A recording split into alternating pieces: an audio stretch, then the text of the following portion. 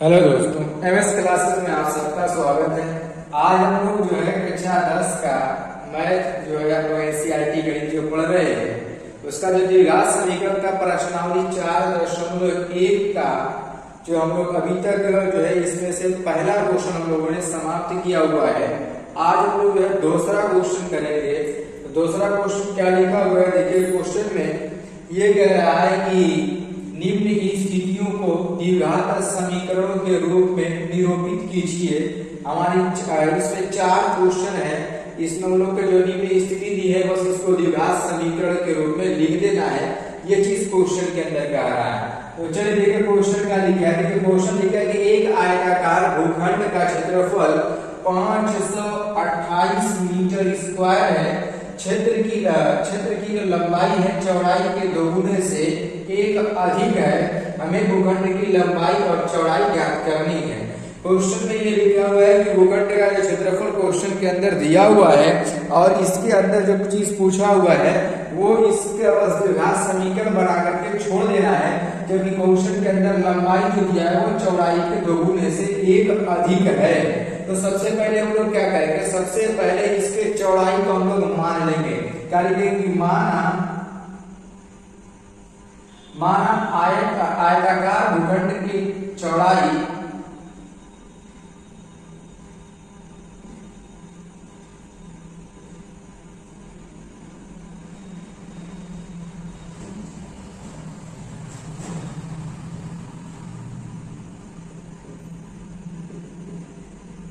चौड़ाई को हम लोग क्या मान लेंगे, x मान लेंगे। ठीक है, ये हमारा क्या, ये x है। ठीक है ना।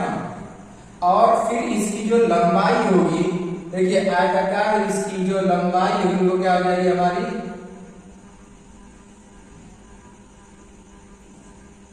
तो लंबाई क्वेश्चन में कह रहा है कि चौड़ाई के दोगुने से एक अधिक होगा।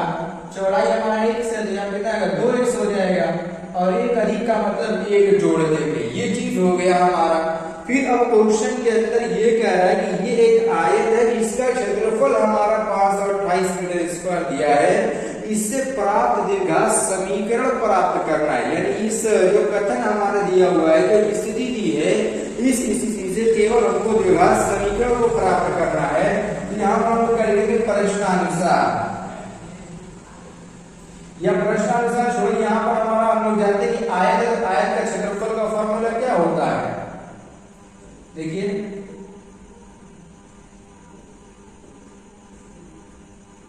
आयत का क्षेत्रफल बराबर कितना दिया, 528 दिया हुआ है मीटर स्क्वायर। ठीक है ना।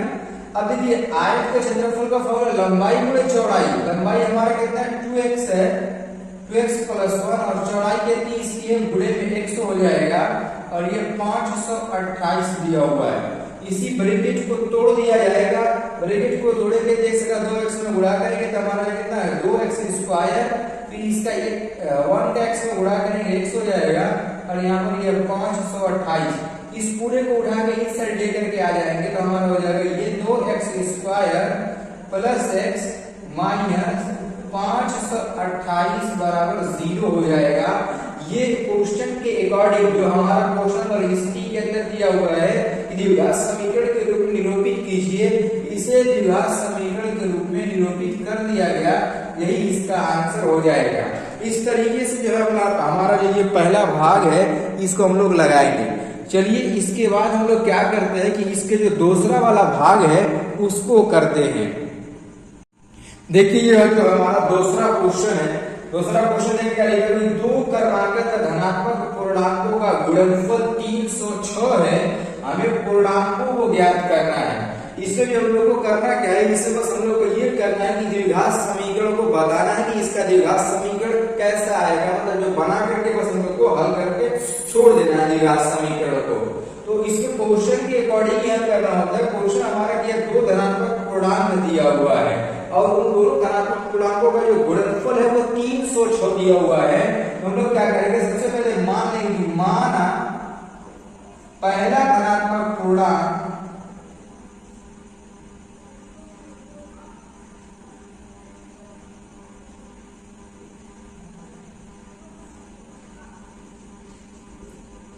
मान लिया पहला धनात्मक पूर्णांक इसको हम लोग x मान लेंगे। और फिर उसके बाद दूसरा धनात्मक पूर्णांक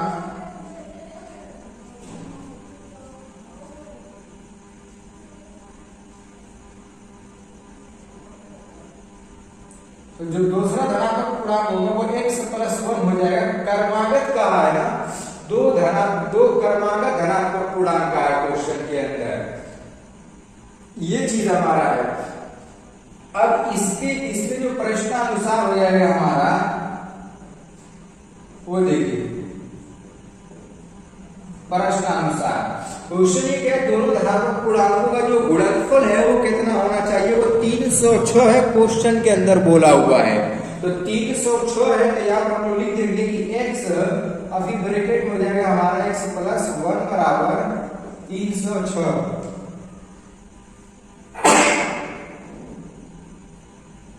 ये हम लोग को दिया हुआ है। अब इसी को जो हम लोग बस ब्रैकेट को टोटल लेंगे, उसके बाद तब जाकर के हमारा इसमें आंसर आ जाएगा।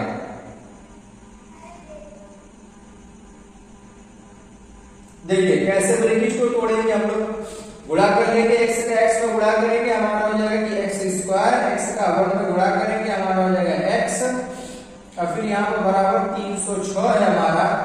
ये 306 को उठा के इस साइड लेकर के आ जाएंगे, हमारा हो जाएगा कि x स्क्वायर प्लस x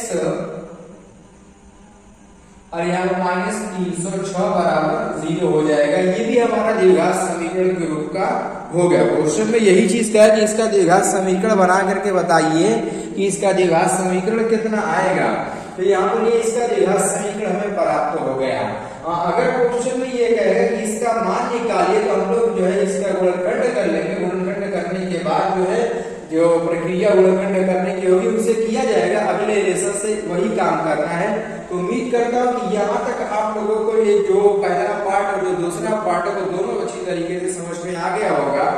अब इसके बाद जो हम लोग इसका जो है तीसरा और चौथा पार्ट अगले लेक्चर में करने वाले हैं।